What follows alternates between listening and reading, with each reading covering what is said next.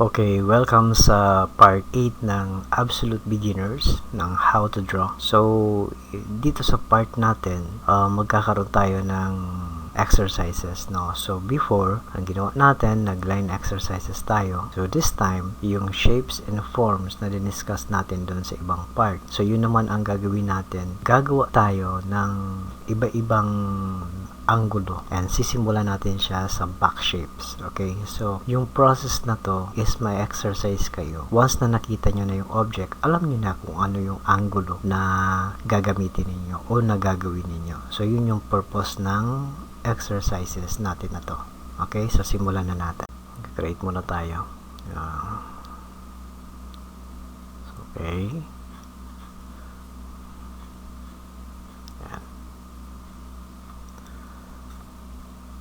So, yung exercises natin na to is after natin na makagawa ng iba-ibang angle ng boxes na to, and bibigyan natin siya ng i-apply naman natin sa kanya yung light and shadow natin, which is na i-discuss ng previous parts nung simula sa 5, 6, 7. Yun yung i-apply natin dito sa ginagawa natin na exercises. So, now, nakakreate na ako ng box. So, mapapansin nyo is nakikita yung top ng box, which is ito. Then, ito yung front, ito yung side natin sa kabila. No? So, ang gagawin natin dyan is, hindi muna natin i-detalye siya. No? So, gagawin muna natin siya na wraps lang. So, isa-set aside natin siya. So, gagawa ulit tayo ng iba pang part ng box. Okay, so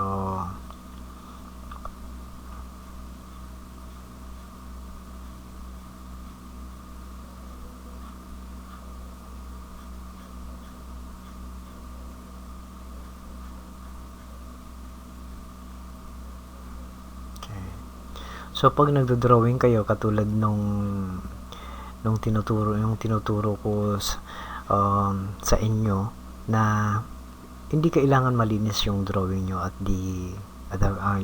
siya sa una, no? So, kasi kinakapan nyo, ginagamay nyo yung tamang posisyon and locations ng bawat lines. Okay? So, set aside muna natin siya. Then, gawa ulit tayo ng iba na angle, no?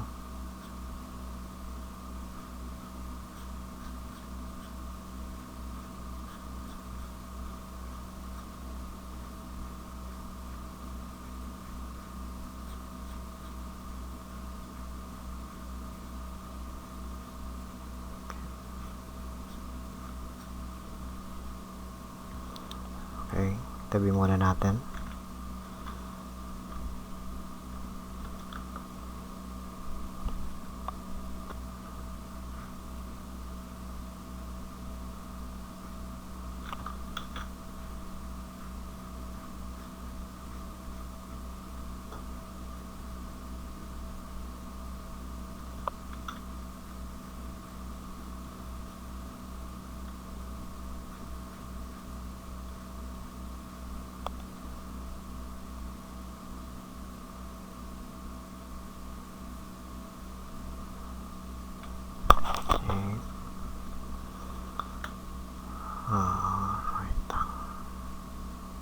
Sige, ito pwede na to, no?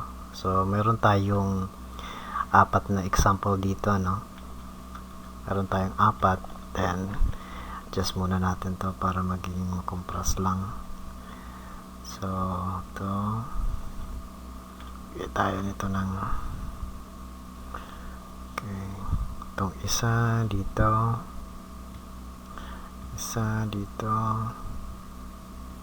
itong isa dito. Okay, kumasya lahat ng object natin. So, ngayon is lagyan na natin siya ng detalye na outline na block, no?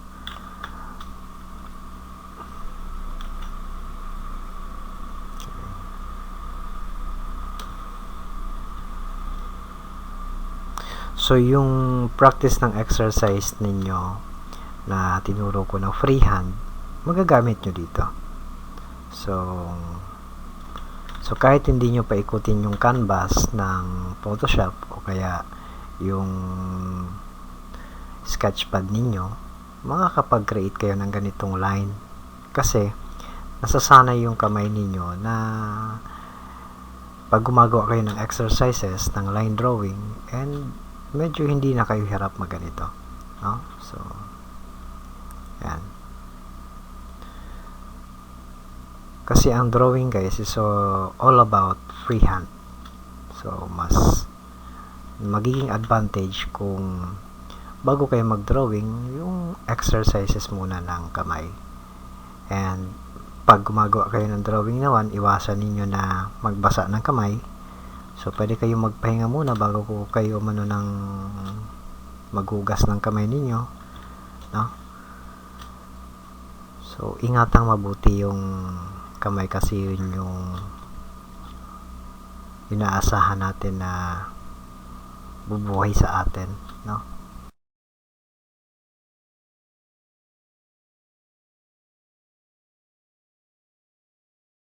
Kasi pag napasma yan, wala na, no? So as much as possible, habang bata pa, ingat-ingat na.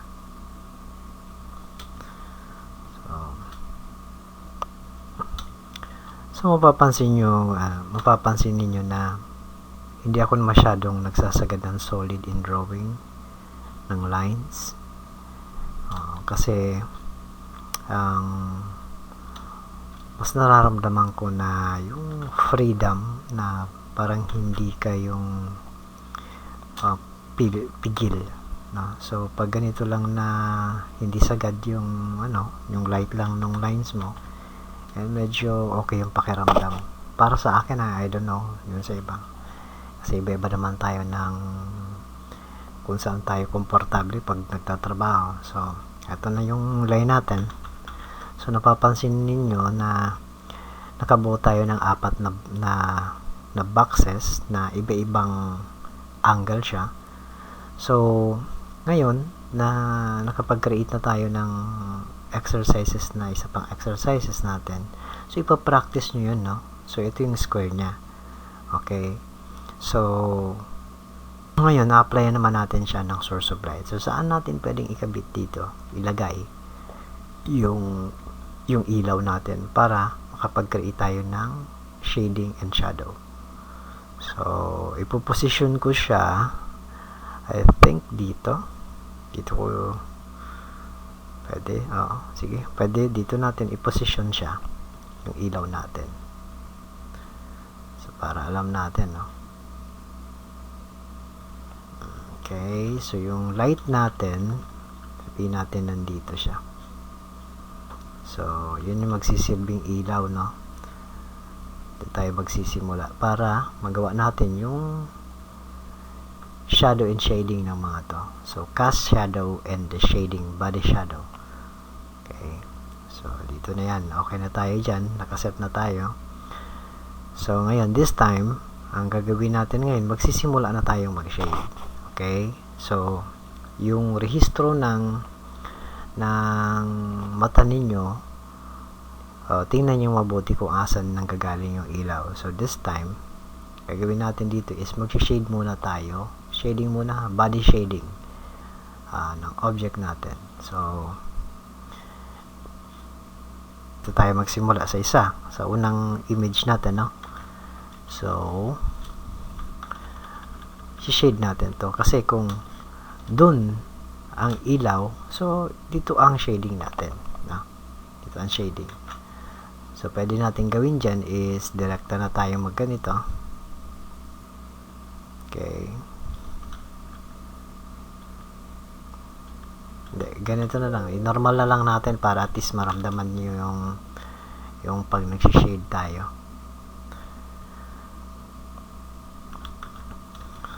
So kung dun yung ilaw, so dito tayo mag-shade.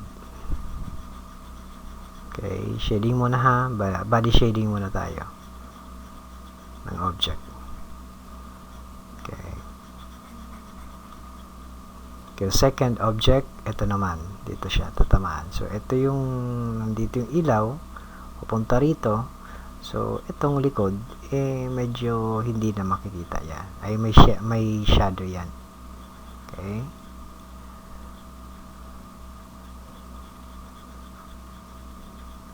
So, itong kabila, ganun din, pero hindi kasing tapang nito. So, light lang to. Okay. So, yan muna natin to. Ganun din dito, medyo lighter lang siya. Then, dito naman sa third object natin, saan ang hindi kailangan tayong mag-shading. So, rito, kung ano yung kulay nito sa kabila, yun ang pwede rito. Okay. Then, itong nasa ilalim is yun yung darker part.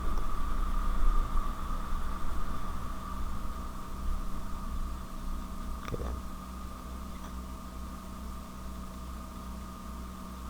So, now, itong isa, yung side niya, ngayon, estimate ninyo, ito yung pinaka-darker na sa ilalim.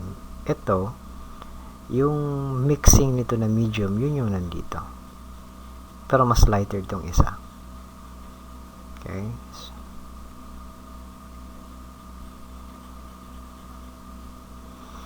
So, dito naman sa kabila, so, nandito na yung ilaw niya. So, dito, medyo kasing dark nitong kabila.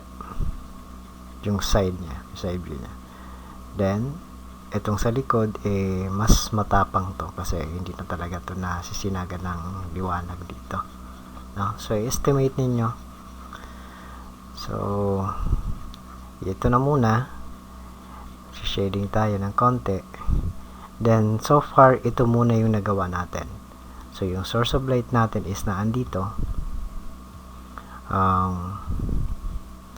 Pag in-estimate nyo yan, mapapansin niyo na yung ilaw tama doon. Ito. So, tama dito. So, tama dito. Tatama dito. Mapapansin niyo yung different ng approach ng shading na source of light na nagbibigay ng liwanag sa mga object natin. Nalagyan na natin siya ng shading. Ang gagawin naman natin ngayon, magsha-shadow naman tayo. Okay? So, tandaan ninyo na magkaiba ang shading sa shadow. So, tatandaan yung mabuti yan. So, sobrang laki ng difference yan. So, ang shading, nagre-refer siya dito sa body ng subject natin.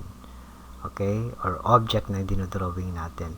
Ang shadow naman, yan yung cast shadow na tinatawag natin. Okay? Go tayo ng layer, then eto na. So, kung dito, na first object natin na box is, nagdidepende lahat kasi yan sa positions nung source of light natin. So, ito, ang babasehan ninyo, maggagawa kayo ng guide. Okay? So, simpleng guide lang para malaman ninyo kung saan tatama yung shadow ninyo. Okay? Estimate lang to na ano. Pero at least may idea kayo. Okay? So, yung dulo-dulo nito. Dulo. Okay. So, this one. Itong pangalawa. Tama yan dun. So, heto, dito. Okay. Ayan. So, dun sa kabila naman, dito. Ayan. Ito yan. So, ito, kung saan siya mag-intersect, hindi nakita to. Okay. So, medyo, ito, cover niya, ito na yung lahat. So, mamaya gagawin natin yan, no? Didetalye natin yung ano niya. Yung kabila naman na isa, na second subject natin is ito. Katabi kasi, so tatamaan talaga ng shading niya. Kabila.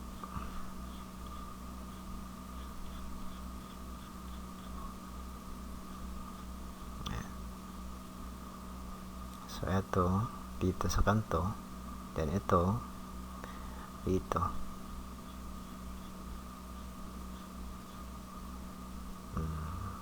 Estimate nyo na lang yun doon sa likod.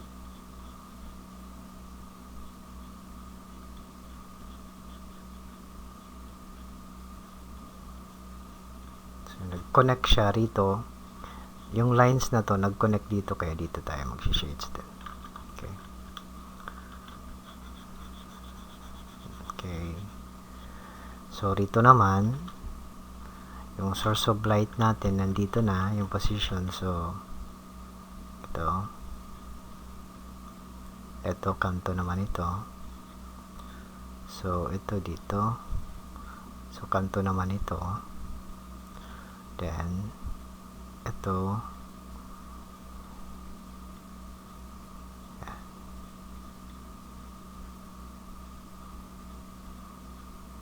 So ito yung shading niya based dun sa shapes.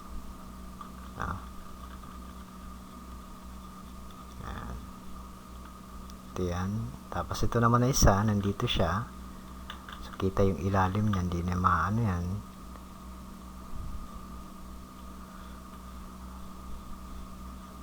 So dito sa kabila, so connect siya dyan. Okay, so ito yung shading natin ng shadow natin. Para create ko na to para at least merong tayong guide. Yan.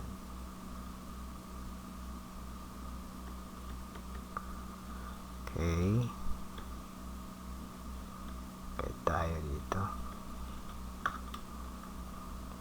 Okay, isa itang para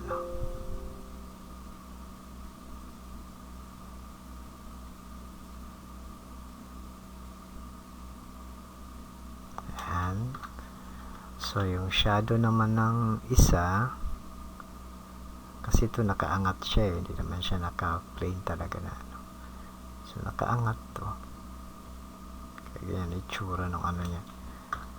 So okay, ngayon bibigyan natin siya ng konting pag shadow, kasi is kailangan hindi sharp yung edges niya, hindi katulad nito. Ito na si minimin ko sa inyo na sobrang sharp yung edges niya, matapang talaga. So makikita natin yan pag sinum in natin yan to. So ngayon ang gagawin natin dyan is lalagyan natin siya ng filter na blur. So pag may nag blur na yan, nakita ninyo kung pag in-adjust ko yan dito is 2 or 3. Okay, so pag hindi ko ng 3 yan, nakikita nyo yung shading ng yung shadow, yung edge ng shadow is nagiging smooth siya, which is yun naman talaga dapat ang approach pag gumagawa kayo ng shadow. So now eto guys, ngayon yung na-create natin na exercise ng drawing dun sa box. So yung importance ng topic na to dito sa part 8 is yung boxes, paano yung paggamit ng boxes. Minsan makaka-encounter kayo ng mga dinodrawing nyo na subject na iba-iba yung twist nung parts ng object ninyo. Yung process ng drawing natin ngayon na box ng iba-ibang angle is may a-apply ninyo subject na dinodrawing ninyo para hindi kayo mahirapan mag-construct. Okay, so yun yung foundations nito, yun yung purpose, yun yung tulong na naibibigay